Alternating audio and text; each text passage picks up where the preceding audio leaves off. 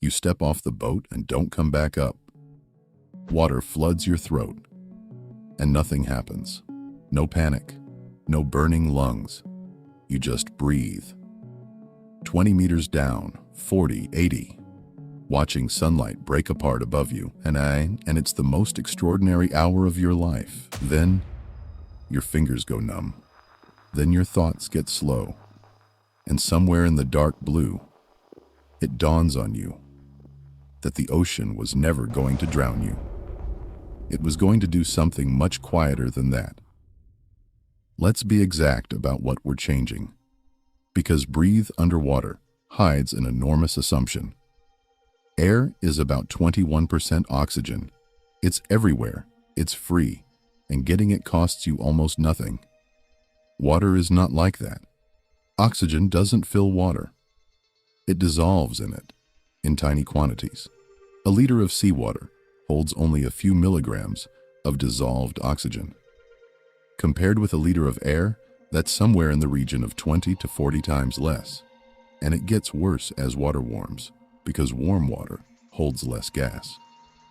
So the ocean isn't a different kind of air, it's a desert of it.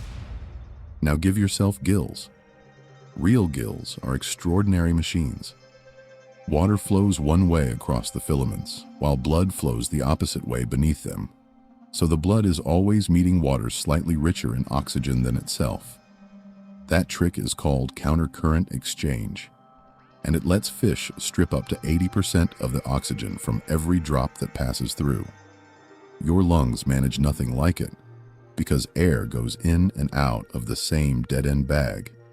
Give a human gills that good, and here's the arithmetic. Sitting perfectly still, your body burns roughly 1/4 of a liter of oxygen every minute. To pull that out of seawater, at fish-grade efficiency, you'd have to move somewhere around 70 to 100 liters of water across those gills. Every minute, without stopping, just to sit there. That's about a bathtub every 3 minutes, and water is heavy. 800 times denser than air, and far more viscous. You wouldn't breathe it, you'd pump it. Which is why fish spend a large share of their energy budget simply moving water, while breathing costs you almost nothing. Now stand up, swim, work.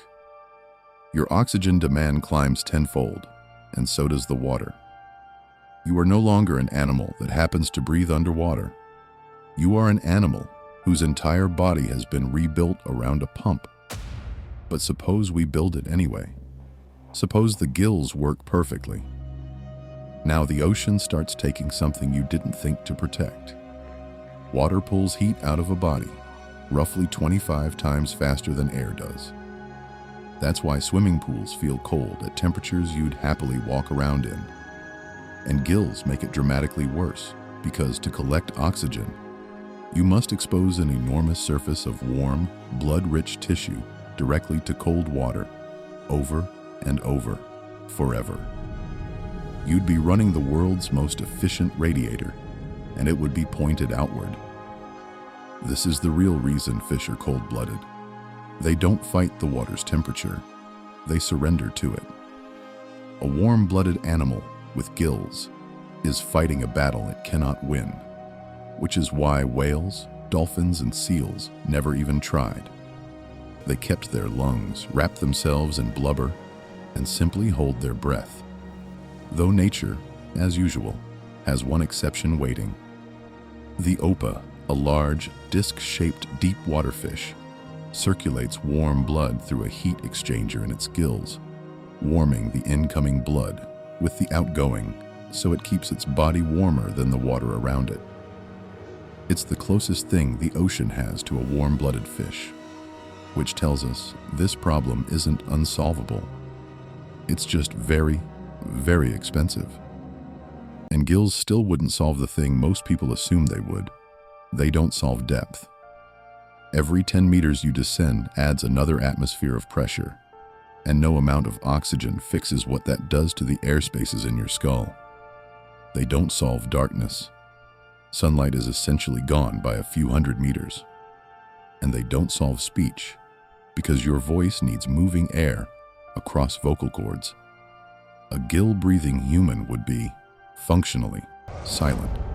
Then we reach the twist, and it's the one that decides everything. You cannot light a fire underwater. Fire needs a gas phase reaction between fuel and free oxygen, and dissolved oxygen in water will not do it.